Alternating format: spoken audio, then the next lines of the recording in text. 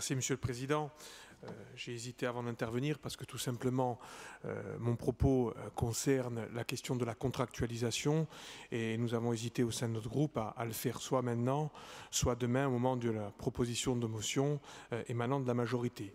Nous avons donc tranché, nous avons décidé de le faire maintenant pour tout simplement faire remarquer que vraisemblablement dans cet hémicycle nous sommes les seuls à penser qu'il faut aujourd'hui contractualiser avec l'État.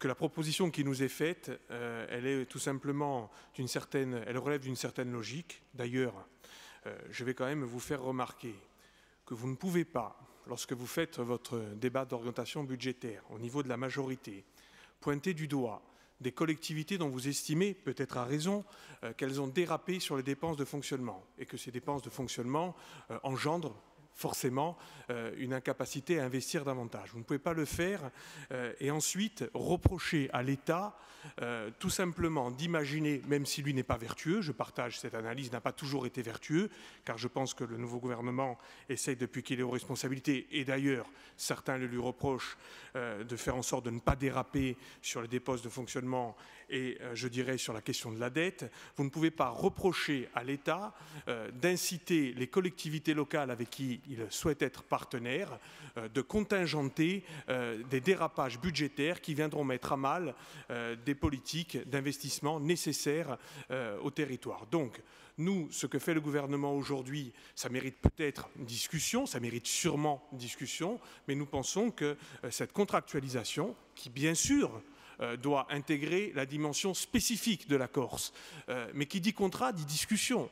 Dit contrat, dit, et nous serons à vos côtés d'ailleurs, je le précise, pour faire entendre au gouvernement la spécificité de la Corse. Mais nous pensons qu'aujourd'hui, il est nécessaire d'aller à cette contractualisation, car ne pas aller à cette contractualisation, refuser cette main tendue, c'est aller vers une solution qui sera pire pour la Corse de demain.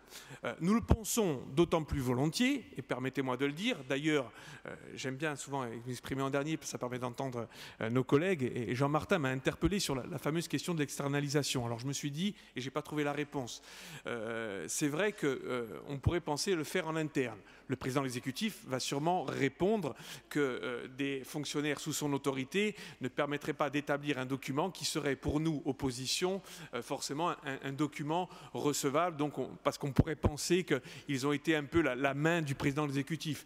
J'ai envie de dire, la deuxième solution, celle de l'externalisation, lorsque l'on paye, on ne peut pas penser non plus que la neutralité soit de mise. Alors, je vous avoue que je reste sur ma faim parce que je n'ai pas de réponse intéressante à fournir et c'est vrai qu'il faut choisir un moindre mal.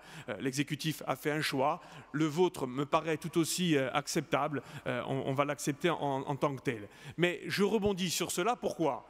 Parce qu'on ne peut pas, par contre, comme le fait la majorité territoriale, à la fois vanter le travail d'un cabinet connu et reconnu comme le cabinet Kopfler et dire, voilà, lorsqu'il s'agit de pointer du doigt telle ou telle autre collectivité, ce cabinet est quelqu'un dont on peut penser qu'il est particulièrement, je dirais, bienveillant ou en tout cas il mène la bonne analyse. Et lorsque ce même cabinet invite à la fameuse contractualisation, ne pas suivre ses préconisations. Alors voilà, moi aujourd'hui je vous invite à suivre les préconisations du cabinet Kopfler.